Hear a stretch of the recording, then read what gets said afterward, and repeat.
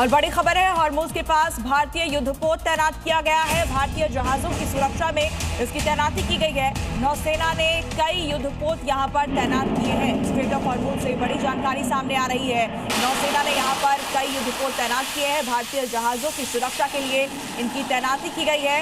Hormuz के पास भारतीय युद्धपोत तैनात कर दिए गए हैं। इजराइल ने कभी सोचा भी नहीं होगा कि खामेनेई को मारने के बाद ईरान बेलगाम हो जाएगा, ताबड़तोड़ मिसाइल और ड्रोन अटैक करेगा, जिसको रोकना नामुमकिन हो जाएगा। ईरान के इस्लामिक रेवोल्यूशनरी गार्ड ने वीडियो जारी किया है जिसमें इजराइल पर ड्रोन अटैक की तस्वीरें हैं कि कैसे लगातार ईरान इजराइल के बड़े और स्ट्रेटेजिक शहरों को निशाना बना रहा है। IRGC ने हाइफा पोर्ट के आसपास कई ड्रोन दागे जिनके निशाने पर सेंसिटिव और स्ट्रेटेजिक सेंटर्स थे। इजराइल का डिफेंस सिस्टम ड्रोन और मिसाइल अटैक को भी रोक रहा है, लेकिन ईरान के बड़े हमलों के आगे डिफेंस सिस्टम नाकाम भी साबित हो रहा है। इसी बीच बड़ी खबर आ रही है अब्राहम लिंकन से। ईरान पर हमले किए जाएंगे, सेंटकॉम ने एक वीडियो जारी किया है। ईरानी सैन्य ठिकानों पर हमले लगातार जारी है। सेंटकॉम की तरफ से वीडियो जारी किया गया है।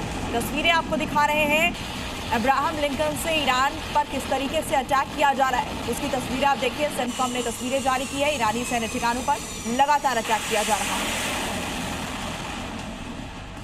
ईरान युद्ध शुरू होने से अब तक इजराइल हजारों टन गोला बारूद और हथियार खरीद चुका है। ईरान के खिलाफ इजराइल के ऑपरेशन रोरिंग लायन शुरू होने के बाद से अब तक यहां पर काफी खरीदारी देखने को मिली है। तस्वीरें दिखाते हैं आपको। 200 से ज्यादा विमान और जहाज सैन्य साजो सामान लेकर इजराइल आ चुके हैं।